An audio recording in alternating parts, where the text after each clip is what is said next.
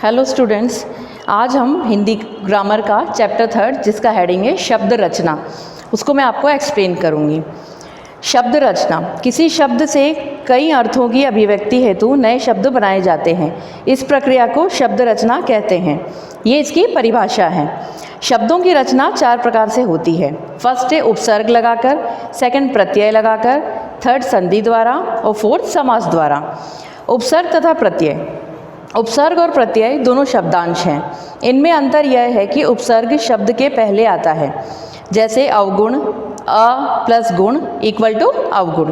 तो गुण के पहले अव लगाया गया है, इसे क्या कहते हैं हम? उपसर्ग। जो शब्द के पहले लगाया जाता है वो क्या कहलाता है? उपसर्ग। जिसके साथ उपसर्ग अव लग रहा है, जबकि प्रत्यय शब्द के बाद आता है। अब प्रत्यय क्या होता है? प्रत्यय शब्द के बाद लगता है और उपसर्ग शब्द के पहले लगता है। जैसे लड़कपन, लड़का प्लस पन इक्वल टू लड़कपन। तो ये क्या हो गया? पन अपने बाद में लगाया, लड़का प्लस पन, पन क्या हो गया? प्रत्यय हो गया। ये शब्द के बाद में लगता है। इस प्रकार उपसर्ग के शब्दांश हैं जो यौगिक शब्द बनाते समय पहले लगते हैं, और प्रत्यय वे शब्दांश हैं जो यौगिक बनाते समय बाद में लगते हैं। अब आपको समझ में आ गया होगा उपसर्ग कब लगते हैं? शब्द के पहले, और प्रत्यय शब्द के बाद में। उपसर्ग से बने नए शब्द, अब ये देखिए आप आपकी बुक में उपसर्ग से बने हुए नए शब्द दिए हुए हैं। ये पूरी जो टेबल है वो आपको देखना है, पढ़ना है और इसको समझना है कि ये मूल शब्द हैं, ये नए शब्द, और ये नए शब्द का अर्थ दिया है। मतलब ये शब्द हैं, फिर इसमें उपसर्ग लगा के जो नए शब्द का निर्माण हुआ है उसका अर्थ यहाँ दिया गया है। तो आप इस पूरी टेबल को पढ़िए, उसे समझिए कि कौन सा उपसर्ग लगाया है और उससे कौन सा नया वर्ड बना है। जैसे इसमें देखिए मूल शब्द है योग्य। अब इसमें हमने क्या किया? अ उपसर्ग लगा के अयोग्य। मैं आपको इसको एक लिख कर बताती हूँ।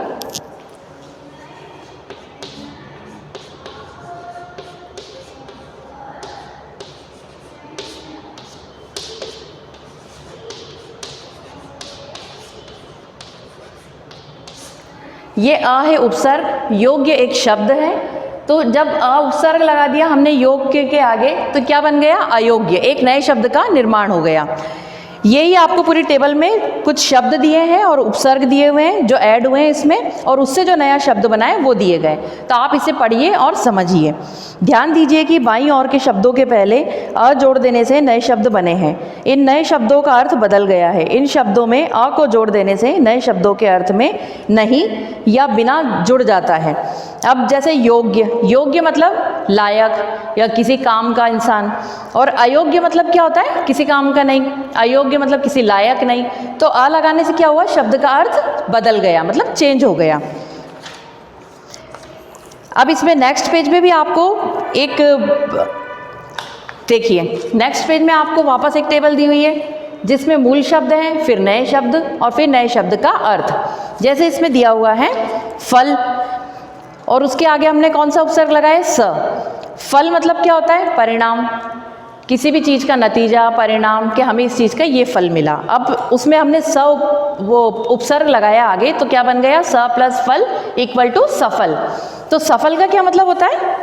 सफल यानी अच्छा परिणाम। सफल यानी सफल होना, मतलब उसको क्या कहते हैं? जैसे हम किसी चीज़ में सफल हो गए, निपुण होना, सफल होना। तो इससे उपसर्ग लगाने से क्या होता है? शब्द का अर्थ बदल जाता है। ध्यान दीजिए कि मूल शब्द के पहले स जोड़ देने से नए शब्द बनते हैं जिनका अर्थ बदल जाता है। अब इसमें है स का अर्थ है साथ, युक्त और समान। मतलब स का क्या अर्थ हो गया? इसमें फल में हमने स जोड़ दिया, तो उसका स का क्या अर्थ होता है? साथ और युक्त और समान। प्रत्यय, अब ये देखिए आपके इसमें बहुत से वर्ड दिए हैं। आप प्रत्यय बताती हूँ मैं आपको। उपसर्ग तो आप समझ गए, उपसर्ग कहाँ लगते हैं? शब्द के आगे। अब प्रत्यय कहाँ लगते हैं? ये देखिए, प्रत्यय लगते हैं शब्द के पीछे। अब इसमें आपको एक शब्द दिया हुआ है सरल प्लस ता।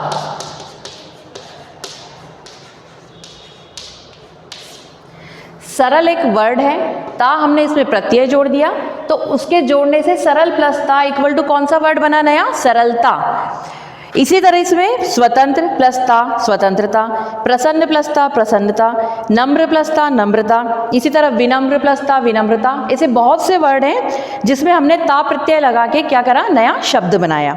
तो प्रत्यय भी आपको समझ में आ गए होंगे कि उपसर्ग लगते हैं शब्द के पहले और प्रत्यय शब्द के बाद में, और प्रत्यय जुड़ने के बाद शब्द एक नया शब्द रूप बन जाता है। जैसे सरल, सरल मतलब कोई सरल इंसान है, मतलब साधारण इंसान है। अब सरलता, उसमें ता लग गया तो एक वाक्य बनाने के लिए काम आता है, ऐसा वर्ड बन गया। पढ़िए और समझिए। फिर मूल शब्द, अब इसमें देखिए अलग अलग प्रत्यय जोड़ के अलग अलग शब्द बनते हैं। अब इसमें नेक्स्ट है, जैसे इसमें दिया हुआ है रोग प्लस ई, रोग प्लस ई इक्वल टू रोगी। अब यहाँ क्या है, बड़ी ई है, बड़ी ई वाला प्रत्यय हमने लगाया है, तो रोग प्लस ई, उसमें ई की मात्रा लग गई, बड़ी ई की मात्रा, तो क्या वर्ड बन गया, रोगी। अब इसमें बहुत से ऐसे प्रत्यय हैं, आप देखिए आपकी बुक में दिया है गाना प्लस वाला, मतलब गाने वाला, देखना प्लस वाला इक्वल टू देखने वाला, सुनना प्लस वाला इक्वल टू सुनने वाला। पहले हमने ता प्रत्यय से शब्द बनाए, फिर ई प्रत्यय से शब्द बनाए, फिर वाला शब्द प्रत्यय से। अब इसमें है धर्म प्लस इक, देखिए धर्म प्लस इक इक्वल टू क्या हो जाएगा,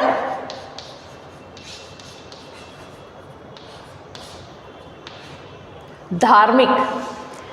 धर्म प्लस इक इक्वल टू धार्मिक, मतलब धर्म और फिर इक प्रत्यय जोड़ के कौन सा वर्ड बन गया, वो धार्मिक। इसी तरह से वर्ष प्लस एक वार्षिक, इतिहास प्लस एक ऐतिहासिक, दिन प्लस एक दैनिक, उद्योग प्लस एक औद्योगिक, पुष्ट प्लस एक पौष्टिक। और अब इसमें है संधि से बने नए शब्द। अब देखिए, जब दो संधियों, किसी दो अक्षरों की या शब्दों की संधि हो जाती है, संधि मतलब क्या होता है, मेल होना, संधि होना मतलब मिलना।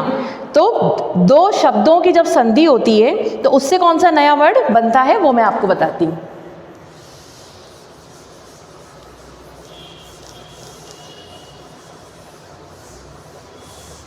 देखिए, अब इसमें संधि से बने नए शब्द हैं, तो फर्स्ट है इसमें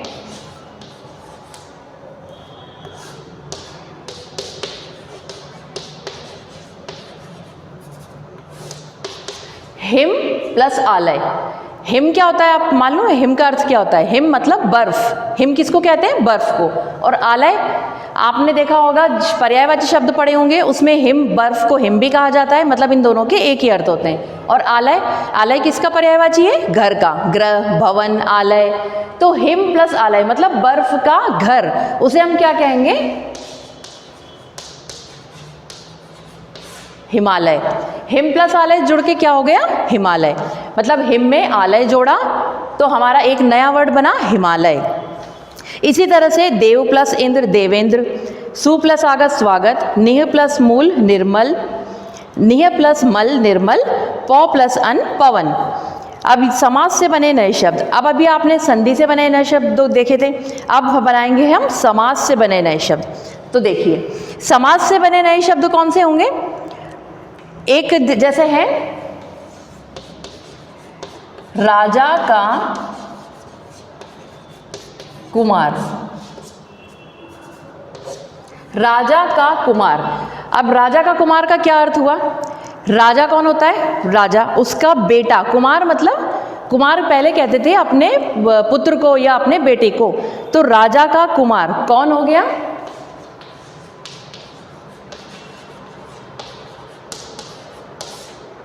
राजकुमार। राजा का कुमार इक्वल टू राजकुमार। ये क्या है, समास से बने हुए नए शब्द हैं। अब इसमें है दाल और रोटी, तो दाल और रोटी को मिला दिया तो क्या बना, दाल रोटी।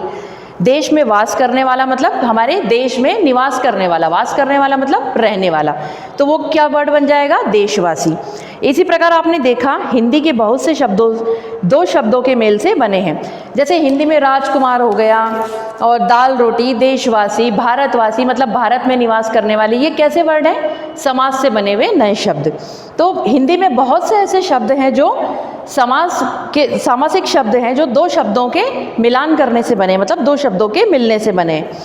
तो स्टूडेंट आपको ये समझ में आ गया होगा, इस चैप्टर में शब्द रचना का जो हेडिंग था उसमें शब्द और प्रत्यय, उपसर्ग और प्रत्यय बताए हैं कि उपसर्ग लगाकर और प्रत्यय लगाकर हम कैसे नए शब्दों का निर्माण कर सकते हैं। फिर आपको संधि द्वारा भी मैंने नए शब्द बनाना बताए और समास द्वारा भी। तो आपको ये सब समझ में आ गया होगा और आप बुक खोलकर इन एक एक वर्ड्स को पढ़िए तो आपको इजीली सब कुछ समझ में आ जाएगा। इस बुक की एक्सरसाइज मैं आपको फिल करके व्हाट्सएप पे सेंड कर दूंगी और इसके क्वेश्चन आंसर रिटर्न में सेंड कर दिए जाएंगे जिन्हें आपको कॉपी में नोट डाउन करना है। Thank you students.